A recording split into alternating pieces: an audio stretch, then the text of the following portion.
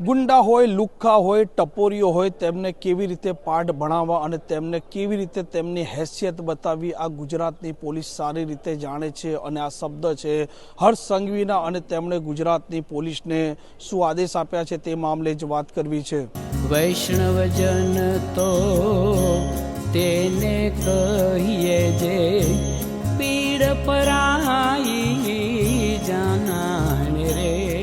નમસ્કાર, આપ જોઈ રહ્યા છો નવજીવન ન્યૂઝ અને હું છું આપણી સાથે તોફિક ગાંચી. વર્તમાન સમયમાં જે પ્રકારે આ લુખ્ખાઓ, ગુંડાઓ, ટપોરીઓ, સિગરેટિયા દાદાઓ જાહેરમાં સીન સપાટા કરતા હોય છે, લોકો પર હુમલા કરતા હોય છે, મારામારીની ઘટનાને અંજામ આપતા હોય છે અને ત્યાર પછી ગુજરાતની પોલીસ તેમને તેમની હેસિયત બતાવતી હોય છે. અને ગાંધીનગરથી વિધાનસભાનું જે સત્ર ચાલી રહ્યું છે તેના વચ્ચે જ ગૃહમંત્રી હર્ષ સંઘવીએ એક મોટું નિવેદન આપતા કહ્યું હતું કે ગુજરાતની પોલીસ આ લુખ્ખા, ગુંડા, ટપોરીઓ છે તેમની હેસિયત શું છે તે સારી રીતે બતાવી રહી છે. તમે રોડ રસ્તા પર પણ જોતા હશો અને ગુજરાતની પોલીસ છે તેમના પર દબાણ આવે તે પહેલાં જ કામ પાર પાડી દેતા હોય છે. અને જ્યારે પોલીસ છે તે તેમનું કામ ચૂકે છે તે સમયે આ રાજ્યનો નાગરિક તેમનો સંપર્ક કરે છે અને ત્યાર પછી આ લુખ્ખા ગુંડાઓ છે તેમને તેમની હેસિયત પણ બતાવવામાં આવે છે. અને આ જ મામલે તેમનું નિવેદન પણ આપ સાંભળી શકો છો.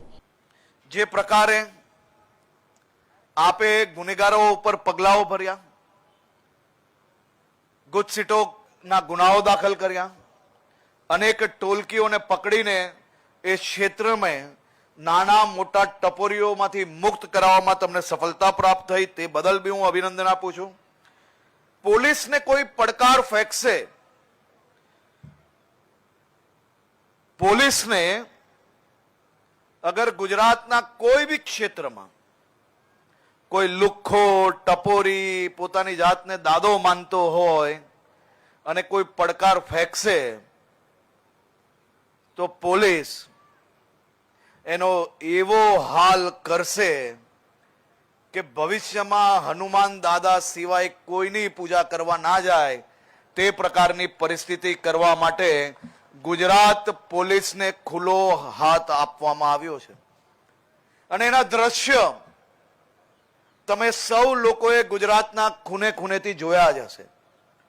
અને જ્યાં કોઈ જગ્યા પર પોલીસ ચૂકી જાય ત્યાં પબ્લિક હવે મને ડાયરેક્ટ ફોન કરી લે છે કે તમે કહેતા હતા ને કે ટાટિયા તો સીધા નહીં જ ચાલશે, આના રહી ગયા છે. લોકો એટલા હોશિયાર કે સોશિયલ મીડિયાના માધ્યમથી ફોન કરીને મને પાછી માહિતી આપી લે કે ના તમે તો આવું. પોલીસ નહીં, હવે દરેક પોલીસ સ્ટેશનમાં સીધી માહિતી મળવામાં આવી નહીં કે અમે ચૂકી જઈએ તો અહીંયા ખબર પડી જાય છે, એટલે ક્યાંય ચૂકતા નથી.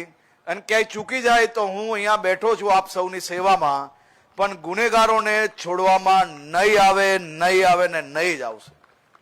ચાહે ગુનેગાર ક્યાંય બી હોય, એની ગમે તેટલો મોટો ગુનેગાર હોય, ગમે તેવો પહોંચેલો હોય, એ ગમે તેટલી સારી જગ્યા પર સંબંધ કેળવવામાં સફળતા પ્રાપ્ત કરી લીધી હશે, પણ મેં પોલીસને કહ્યું છે કે ગમે તેવું પ્રેશર તમારી પર આવે, એ પ્રેશર આવે એની પહેલા જ એવું કરી નાખો ને કે પેલા ફોન કરતા એમનો હાથ ધ્રુજવા માને.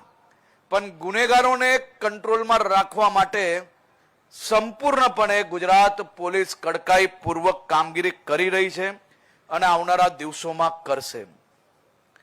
મારે બીજું કંઈ કહેવું નથી, પરંતુ ગુજરાત પોલીસના કામગીરી અને ખાસ કરીને ડ્રગ્સ જેવા વિષયો હોય, વ્યાજના દૂષણખોરોને રોકવાના વિષય હોય કે પછી બલાત્કારીઓને ફાંસીના ફંદા સુધી પહોંચાડવાના કાર્ય હોય, આ બધી જ દિશામાં ગુજરાત પોલીસ અદ્ભુત કામગીરી કરી રહી છે. ગુજરાત પોલીસે છેલ્લા માત્ર 90 દિવસની અંદર 45 થી વધારે ડ્રગ્સ માફિયાઓને સજા અપાવવામાં સફળતા મેળવી છે. પકડવામાં નહીં, સજા અપાવવામાં સફળતા પ્રાપ્ત કરી છે. એવી ગુજરાત પોલીસની આખી ટીમને હું આજે અભિનંદન આપું છું, ખૂબ ખૂબ શુભકામનાઓ આપું છું. મારા પોલીસના સૌ જવાનોને, અધિકારીઓને ખાસ વિનંતી છે કે આજે જે સપનાઓના ઘરનું ખાતમુહૂર્ત કરવામાં આવ્યું છે। આમ ગૃહમંત્રી હર્ષ સંઘવીનું સ્પષ્ટ કહેવું છે કે દરેક થાણા અમલદાર, દરેક જે અધિકારીઓ છે તેમના પાસે જ્યારે ગુંડા, લુખ્ખા, ટપોરીઓ લોકો ઉપર ત્રાસ, અત્યાચાર અને ગુનો આચરી આવતા હોય છે, કાયદાને પડકારતા હોય છે, પોલીસ છે તેમને પણ તે ગણગારતા નથી। તેવા સકંજામાં આરોપીઓ આવે તે સમયે તેમની શું દશા કરવી તે તેમણે ઘણું બધું તેમના શબ્દોમાં કહી દીધું છે। આ પ્રકારના સમાચાર માટે નવજીવન ન્યૂઝ ઇન્ડિયા ચેનલ સાથે જોડાયેલા રહો। નમસ્કાર।